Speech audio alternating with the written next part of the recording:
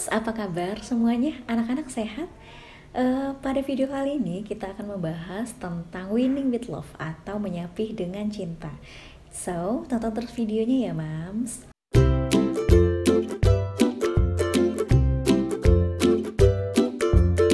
Oke, kalau menyusui itu proses yang kita lalui dengan penuh cinta nih moms.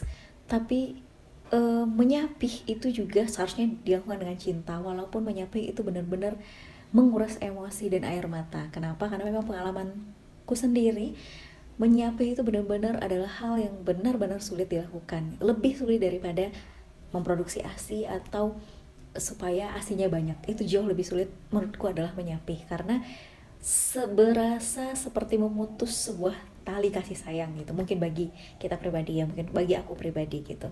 So, pada kesempatan kali ini kenapa sih kita harus menyapih anak gitu? Karena untuk ibu dan untuk anak itu sama-sama ada manfaatnya. Yang pertama, proses menyapih itu perlu dilakukan secara berproses supaya kita tidak serta-merta langsung menghentikan ASI kepada anak.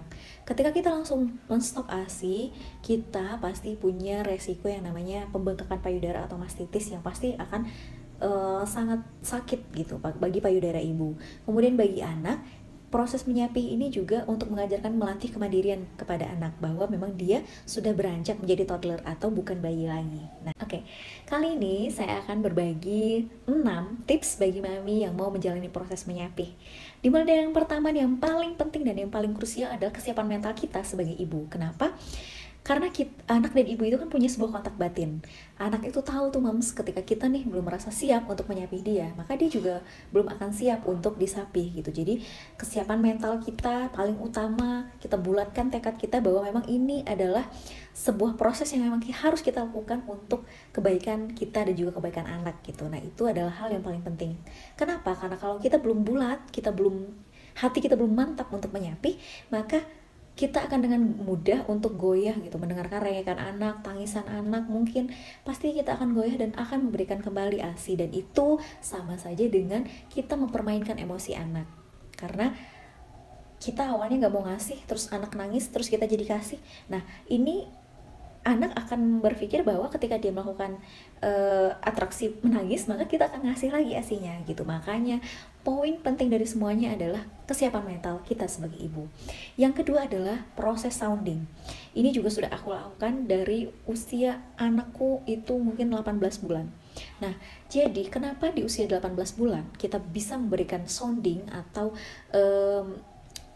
informasi kepada anak bahwa dia memang sudah besar, kemudian ASI itu sudah tidak cukup lagi gizinya bagi anak. Karena pada usia anak 18 bulan itu komunikasinya sudah mulai dalam tahap yang lebih lanjut. Dia sudah mulai mengerti instruksi, dia sudah mulai mengerti apa yang kita sampaikan gitu. Nah, baiknya di usia 18 bulan ini kita mulai untuk melakukan sounding. Kalau yang aku lakukan nih mam, soundingnya adalah dengan hipnoterapi dan juga di kegiatan sehari-hari ketika bermain. Kemudian juga ketika sedang ngobrol dengan anak, itu aku beritahu kepada mereka. Nah, hipnoterapi di sini gimana sih proses untuk melaksanakannya itu?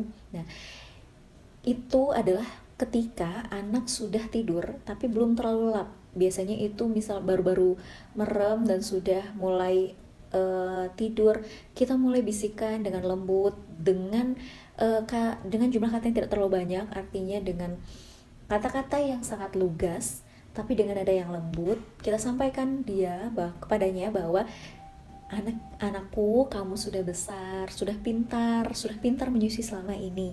Saatnya kita sama-sama menghentikan proses menyapih ini. Kita sama-sama berproses untuk menyudahi proses ASI ini gitu. Jadi itu kita sampaikan di setiap malam, kita bisikan di telinganya bahwa memang dia adalah anak yang mandiri, anak yang sudah besar, anak yang sudah mampu untuk mendapatkan zat gizi dari yang lainnya. Itu sih untuk proses sounding. Nah, kemudian yang ketiga adalah kurangi frekuensi dan perpendek durasi. Hal ini juga selain untuk anak supaya dia mulai terbiasa untuk tidak terlalu bergantung kepada ASI, itu juga berfungsi bagi kita mam sebagai ibu, karena untuk mengurangi pelan-pelan juga supply atau demand atau permintaan kepada tubuh kita akan ASI gitu. Jadi kita mulai tuh biasanya dia menyusu 10 menit, kemudian kita kurangi jadi mungkin 7 menit, 5 menit, kemudian perlahan-lahan menguranginya. Kemudian frekuensinya yang biasanya nih setiap 3 jam kita kurangi mulai dari cuman siang atau pas mau tidur siang, terus juga kita mulai kurangi siang sama malam gitu. Nah pelan-pelan di akhir-akhir sebelum menyapih saya itu sudah cuman menyusuinya ketika malam saja, jadi ibaratnya untuk pacifier anak ketika dia tidur aja nih mams. Oke, yang selanjutnya adalah dengan menambahkan MPASI cemilan. Kenapa? Ini untuk menyibukkan juga anak kita dengan hal lain gitu selain dari ASI. Jadi dia perlu mungkin kita kasih cemilan yang bergizi yang lainnya yang juga apa sih akan membuat dia kenyang, sehingga dia jadi lupa nih mams untuk minta ASI kepada kita atau minta menyusu kepada ibunya. Selanjutnya yang kelima adalah distraksi atau alihkan perhatiannya. Dengan apa? Dengan bermain, dengan kegiatan-kegiatan yang membuat anak sibuk. Misalnya nih mam, salah satu yang saya lakukan juga melakukan menyewa. Tentu tidak beli, karena menyewa itu kayaknya lebih efektif bagi kami. Menyewa mainan sejenis misalnya perosotan atau tangga berakiasi gitu. Jadi aktivitas fisik anak juga kita alihkan ke arah sana, jadi dia akan semakin lupa terhadap ASI. Terus tips nih mam, kenapa sewa? Karena kalau misalnya anak kita udah bosen, kita nggak perlu nambahin storage lagi nih untuk menyimpan perosotan yang sudah lama mereka gunakan, yang sudah lama mereka nggak gunakan. Selanjutnya yang paling penting adalah libatkan suami, karena support system dalam menyapih ini penting sekali.